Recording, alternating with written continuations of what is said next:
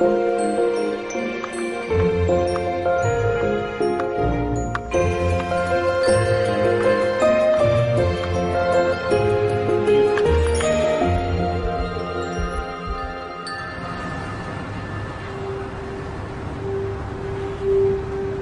right, try it now.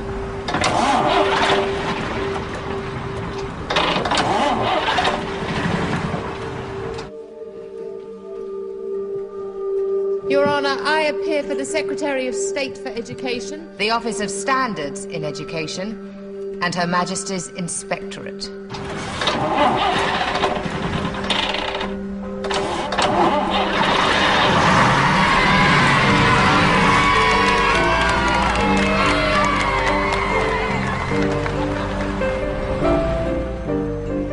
And that is the introductions finished, Your Honour. Or should I say as many as I'm able to do. Personally, I think it an enormous waste of time and money to bring a case to court and then fail to show up. Oh, my... Steve, I need some help here. I'll help you.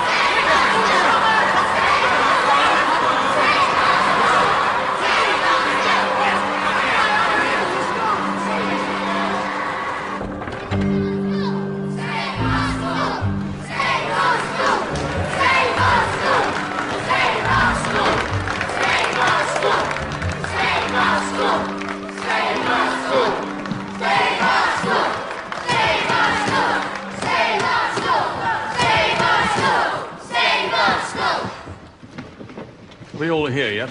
Well, I'm not sure, Your Honour. Who's she? A barrister.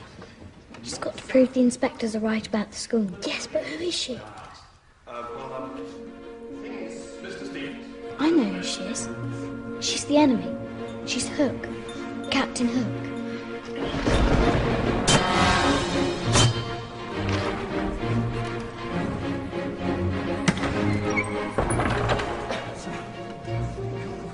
Who's that? That is Geoffrey Robertson. Only one of the best QCs money can buy. How'd the school afford him? He wrote 2,501 letters, met 25 ex-pupils, and shook 49 buckets. Peter Pan! And appearing for Summerhill School is Mr. Geoffrey Robertson, QC. So is Tiger Lily, waiting to be saved. I'd like to open, Your Honour, by saying that the Secretary of State has absolutely no problem with Summerhill and its philosophies. Oh, good! You can all go home. He's naughty. Mr. Robertson, please let Miss James finish. Or at least start. Thank you, Your Honour. The Secretary of State is fully aware of the huge influence that A.S. Neil and his school have had upon the world of education. The government is concerned only with the children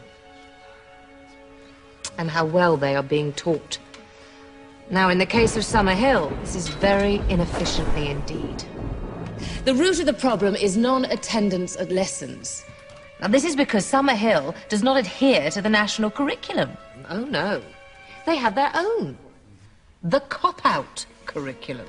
Cop-out curriculum, like it. Over the years, the school have taken their founders' philosophy of freedom and used it as an excuse to be idle.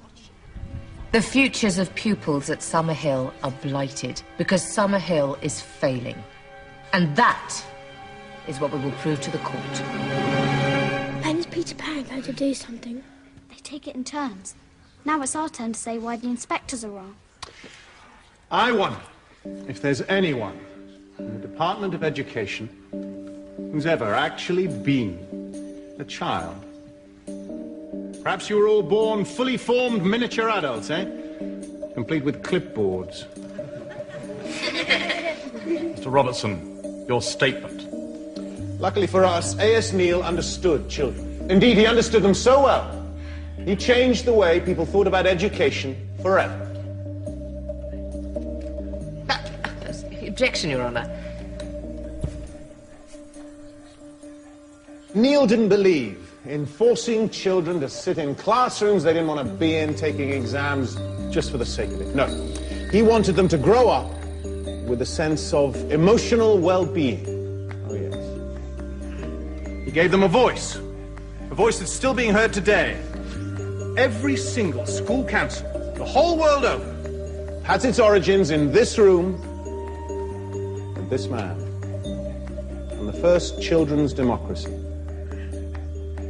A democracy that's still going strong 79 years later. Your Honor, if Summerhill is failing, how is it that last year 75.3% of pupils achieved GCSE at grades A to C? A figure which I think I'm correct in saying is higher than the national average.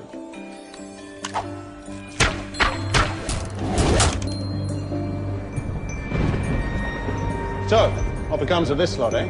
These poor Summerhill children? Do they grow up miserable, unqualified, unemployed, turning to drink and drugs and crime and cursing the fates that ever sent them to Summerhill?